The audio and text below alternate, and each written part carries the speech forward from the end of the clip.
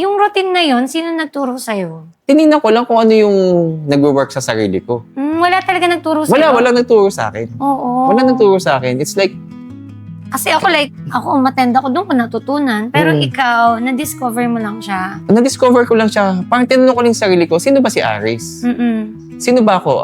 Okay, I'm a morning person. Ako kasi yung lahat ng creative thinkings ko, laging nasa umaga yan eh. Yeah.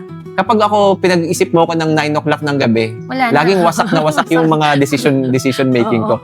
Pero pag ginawa mo pag ako nag-decision ng umaga, ang ganda ng decision making ko.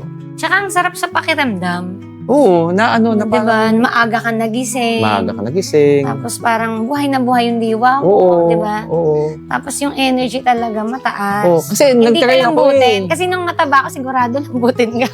Lambutin, tapos nahihiya. Oo. Tapos parang, yun nga, walang self-confidence.